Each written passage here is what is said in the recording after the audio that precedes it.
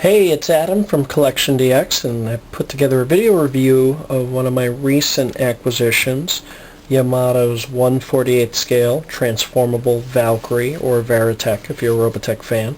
This one is particularly the 1A, the single antenna model. Paint scheme is Max Genus, or Genus, depending on how you pronounce it, or Max Sterling, from the movie version of Macross, Do You Remember Love? Yes, Yamato has indeed beat this paint scheme into the ground, although I'm very fond of this one just because I was always a Max fan, so tends to be the first one whenever I try a Veritech. Tends to be the one I pick. Excuse me.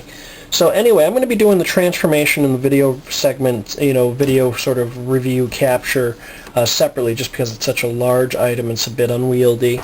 So I'm doing this in segments, so forgive the edits there.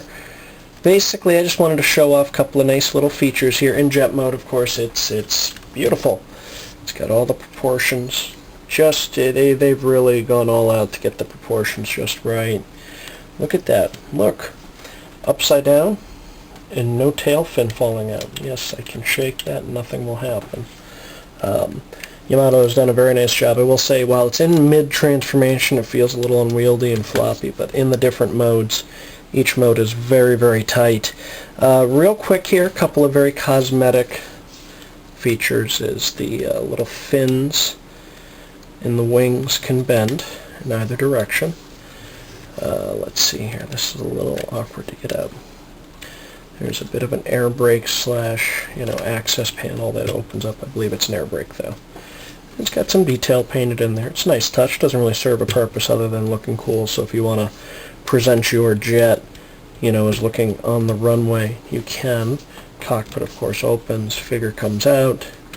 And, of course, the nose cone comes off. Again, these are all just kind of nice little touches, little details they put in that don't really serve the transformation so much, but make for nice touches. So get that in there, a little nose cone. It does swivel.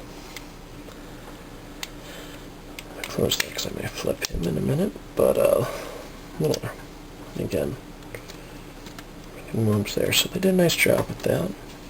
Nose cone stays on nice and tight. I know early run ones would slide off, but they've, this is definitely one of the later sculpts that has a lot of their little tweaks and fixes put into it.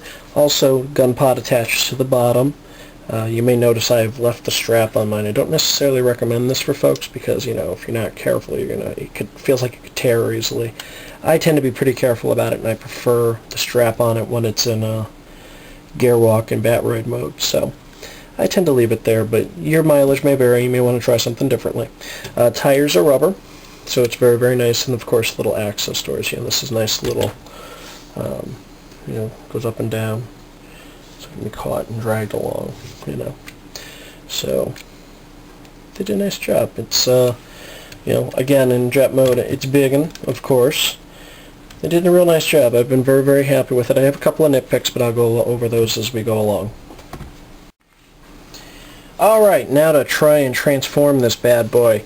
I apologize, this may not be so elegant because, honestly, it's a little unwieldy here behind the camera and trying to do this at the same time. So, basically all you're going to do is, the usual. If you've ever owned a Valkyrie, you're probably pretty familiar with the basics.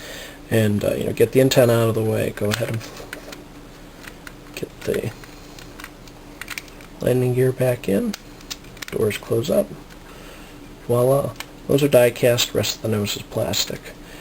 Same thing here for the rear legs. Going to flip those down. Three-way door. When you first get your fighter, you're going to spend 5 minutes trying to figure out how to get the landing gear out. So here, I'm going to save you that trouble right now. You sit there and you're going to try, you can't get your finger in there. Here's a little trick. Up here, the colored part at the very top, if you just push, it will pop right out.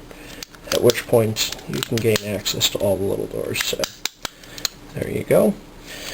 So, alrighty, so basically, at this point, everything's kind of locked together, so what you're going to start doing is you're going to start loosening up the pieces. So what's happened is there are two hooks on the legs that attach to the backpack. Those just come out, kind of fold that out of your way. Be mindful of the backpack. I've heard of plenty of people breaking this by not being careful. Not gonna, I mean, if you drop it like this right now, more than likely it'll break. If you're careful about it, you should have absolutely no problem with it. See, there's the little pegs. Basically, next you're gonna kind of free up the arms. There's some pegs in the arms in there. Just get them out a little bit. There are hooks here that are in the legs as well. So basically what you're going to be doing is you're going to be kind of pulling that away from the body. There you go. That'll pop out. No big deal.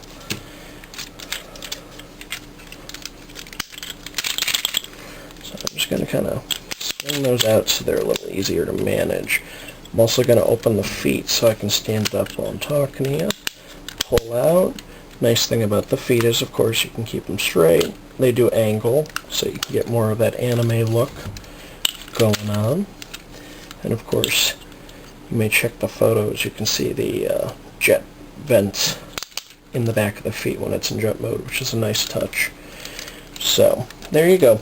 At this point, I mean, really not all that complicated. The only trick is the arms here.